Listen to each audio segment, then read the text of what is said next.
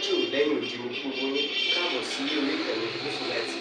Mo kí yín pé ẹ káàárọ̀, ẹ káàsán, ẹ káalẹ́ ní gbogbo tẹ́ bá tẹ́ láǹfààní láti máa wo ìkànnì Yusufullahi. Àjíjẹ ara yóò máa jẹ́ Ọlọ́run ní fẹ́ ṣẹ̀ṣẹ̀ gbogbo wa. Ojú tẹ̀ fún wò wá àti títẹ̀ fún wò wá òdì kò sì ní fọ́nà ṣe ẹ ṣeun. Yusufullahi TV #1 Islamic channel jẹ́ ìkànnì tí ó wà fún oríṣiríṣi wáàsí àti ọ̀rọ̀ ẹ̀sìn látọ̀dọ̀ ọ̀pọ̀lọpọ̀ àwọn àfáà ńláńlá jàǹkàjàǹkà tí wọ́n mọ̀ máa ṣàlàyé ọ̀rọ̀ nípa ẹ̀sìn wa. Ní báyìí, ẹ bá mi subscribe sórí Yusufullahi TV kí ẹ̀yin náà jẹ́ ọ̀pọ̀lọpọ̀ gbádùn àwọn fídíò táwọn fi síbẹ̀ lónìí ọ̀rọ̀. Ẹ bá mi like kí ẹ sì bá mi subscribe, ẹ bá mi share kí ẹ bá mi comment sórí àwọn fídíò yìí. Ìṣẹ̀lẹ̀ bẹ́ẹ̀ ti sí.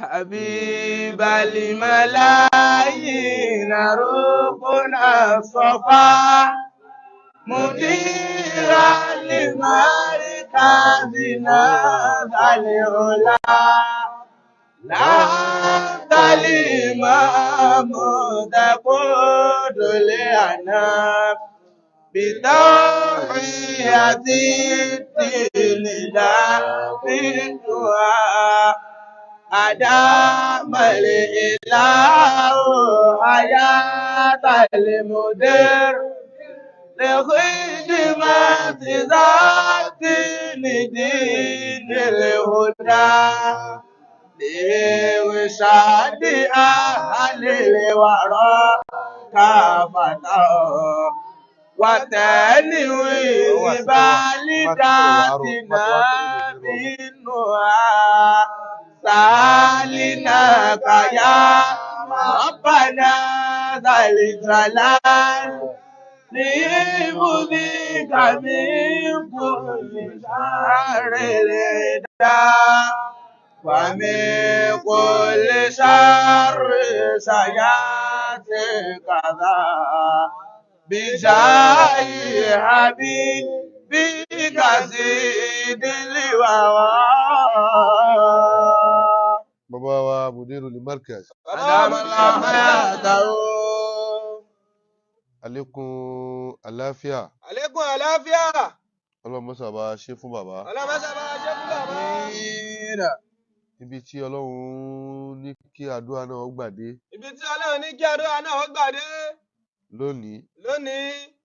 Ọlọ́run má jẹ́ ó débẹ̀ takú. Ọlọ́run má jẹ́ ó débẹ̀ takú. Kò sí ẹni tí ó kọjá àdánwò Ọlọ́run. Kò sí ẹni tí ó kọjá àdánwò Ọlọ́run. Al-mu'minu la yanju min bala'illahi. Ẹ̀rí mùmínì kò lè mórí bá kúrò níbi àdánwò Ọlọ́run Ọba.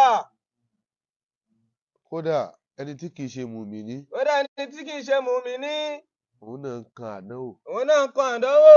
Kò wá sí ẹni tọ́lọ́run ọba ò lè fi àdánwò kan sí kejì kan. Kò sí ẹni tọ́lọ́run ọba ò lè fi àdánwò kan sí kejì kan. Àmọ́ tọ́lọ́run ọba bá fi àdánwò kan ẹrú ẹ̀. Àmọ́ tọ́lọ́run ọba bá fi àdánwò kan ẹrú ẹ̀. Látara àdánwò tó kan ẹrú yẹn. Látara àdánwò tó kan ẹrú yẹn. Àwọn míì á tún máa tàtara bẹ́ẹ̀ ṣe Ọlọ́run. Àwọn míì á tún máa tàtara bẹ́ẹ̀ ṣe Ọlọ́run. Gẹ́gẹ́ bí Mùsùlùmí. Gẹ́gẹ́ bí Mùsùlùmí. Bí nǹkan bá ṣe Mùsùlùmí ẹgbẹ́ rẹ. Tí nǹkan bá ṣe Mùsùlùmí ẹgbẹ́ rẹ. Àbó ṣẹlẹ̀ sí mùmínì ẹgbẹ́ rẹ. Àbó ṣẹlẹ̀ sí mùmínì ẹgbẹ́ rẹ. Má jẹ́ kí ìbànújẹ́ tiẹ̀ kó jẹ́ dùnnú tiẹ̀. Má jẹ́ kí ìbànújẹ́ tiẹ̀ jẹ́ dùnnú tiẹ̀. Má sì jẹ́ kí n tí ń dùn òun nínú. Má sì jẹ́ kí nǹkan tí ń dùn òun nú. Má jẹ́ kó jẹ́ n tí wò ó máa wá tí ó wá jẹ́ bànújẹ́ fún ọ. Má jẹ́ kó jẹ́ nǹkan tí wò ó máa bànújẹ́ lé lórí. Markaz. Ọlọ́run má sọ ayẹyẹ dahoro. Àmín. Bí èèyàn bá ro wàhálà Sheikh Adam. Tí èèyàn bá ro wàhálà Sheikh Adam. Tí wọ́n ṣe. Lórí àwọn ọmọ lọ́mọ. Lórí mímọ̀. Èèyàn ò ní ro kí ààyè yẹn kó di ahoro. Èèyàn ò ní ro pé kí ààyè ò ní di ahoro. Ọlọ́run má jẹ́ kí yẹyẹ ó tán ní Markaz. Àmín.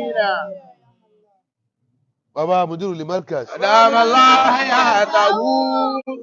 Ọlọ́run túbọ̀ bá wa mú wọn dúró. Ọlọ́run túbọ̀ bá wa mú wọn dúró. Àmín. Àti ọ̀tá àjogúnbá. Àti ọ̀tá àjogúnbá. Ọ̀tá tí wọ́n bá ń lé. Ọ̀tá tí wọ́n bá ń lé. Àtèyí tó jẹ́ tiwọn gangan. Àtèyí tó jẹ́ tiwọn gangan. Ọlọ́run mọ́sà bá wa gbé bàbá Lágége borí. Ọlọ́run bá wa gbé bàbá Lágége borí. Àwa náà ó máa wá ṣàdúrà. Àwa náà ó máa ṣàdúrà. Fún ààyè yẹn. Fún ààyè òní. Àti ẹni tọ́lọ́run ọba kádàrá kó máa jẹ́ adarí láàyè náà. Àti ẹni tọ́lọ́run ọba kádàrá kó máa jẹ́ adarí láàyè náà. Tí ń jẹ́ ọmọ bíbí Maulana Sheikh Adam. Tí ń jẹ́ ọmọ bíbí Maulana Sheikh Adam. Àti gbogbo tí ń jẹ́ abna'u Sheikh Adam. Àti gbogbo nǹkan tí ń jẹ́ ọmọ Sheikh Adam pátápátá. Lọ́kùnrin lóbìnrin. Lọ́kùnrin lóbìnrin. Ọlọ́run kó bá wa dúró tì wọ́n. Ọlọ́run kó bá wa dúró tì wọ́n. Àdánwò tí ó dé. Àdánwò tí ó dé. Àbí tí ó bá wa. Àbí nǹkan tí ó bá wa. Tá a wá jẹun tán. Tá a wá jẹun tán. Tá a ṣanwọ́. Tá a ṣanwọ́. Tó já sí pé omi ìṣọwọ́ ní mọ́ríkàsì ló wá kù tá a dà sí. Tó já sí pé omi ìṣọwọ́ ní mọ́ríkàsì ló kù tá a dà sí. Ọlọ́run dákun má gbé bá wa. Àmín.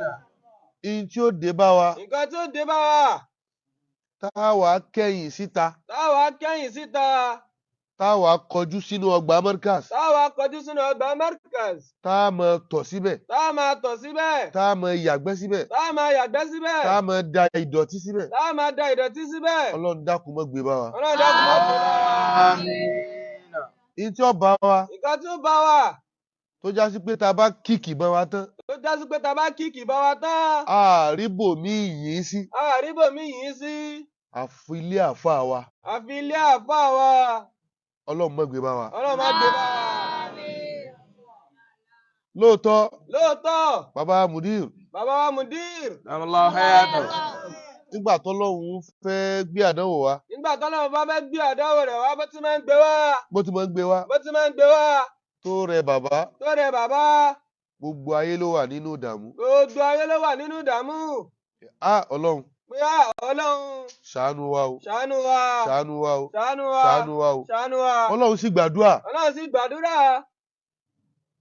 Kò jẹ́ kó tọ́ sẹ́nu ẹnìkan. Kò yẹ kó tọ́ sẹ́nu ẹnìkan. Pàápàá jùlọ. Pàápàá jùlọ. Nínú ọmọ Markaz. Nínú ọmọ Markaz. Kó wá já sí pé n tó ṣẹlẹ̀ sílé àfáà rẹ ló wá di tí wọ́n fi ń sòkọ̀rọ̀ síbẹ̀ lónìí. Ló wá já sí pé nǹkan tí ṣẹlẹ̀ sílé àfáà rẹ ló wá di nǹkan tí wọ́n fi ń sòkọ̀rọ̀ síbẹ̀ lónìí. Ànábì sallallahu alayhi wa sallam. Ànábì ní la tuzhir shamatata li akhika. La tuzhir shamatata bi akhika. فيعافيه الله ويبتليك بصرف النظر عن ضعيف هذا الحديث. طبعا كاو حديث مع كونه ضعيفا ó ní n tá a fẹ́ mú bẹ́ẹ̀ tó níbi tí àdísù dọ̀ífù ti wúlò. In tó bá ń ṣọmọ làkejì. La tudhiri shamatata bi akhika. Tó bá rẹ ọmọ ènìyàn, má fi àárẹ̀ rẹ̀, ìwọ má máa fi bú u pé tọ̀, òun ló ti lulẹ̀ òun ló ti rẹ̀ òun torí pé ẹni tó ní kó rẹ̀ náà ni Allah. La tudhiri shamatata bi akhika. Gbogbo tó bá lè wò kó báyàn ládánwò, má jẹ́ kó fúyẹ́ lẹ́nu rẹ láti máa fi àdánwò nìbù. Fayu'afiyahu Allahu. Ọlọ́run bá wò pé èmi ni mo fi kàn. Fáwù sàbàbíyà nìyẹn. Nígbà tá a ti rí tọ́lábù níwájú. Tó bá ti rí kanú àwọn tọ́lábù, a ti rí la ànáhíà. La tuzhir shamatata bi akhika. Ó mọ̀rọ̀ já sí pé shamatata ọmọ ìyá rẹ̀ tó ń ṣe, yẹ̀yẹ́ rẹ̀ tó ń ṣe, èébú rẹ̀ tó ń bu látara àdánwò tó kàn ní ó ṣe sábà àbí tọ́lọ́run bó fi fún lálàáfíà. Fayu'afiyahu Allahu wa yabtaliyaka. Tó bá wá ṣe àlàáfíà yẹn fóun tán, wa yabtaliyaka yóò wá dádánwò yẹn padà sára tiẹ̀. Allah.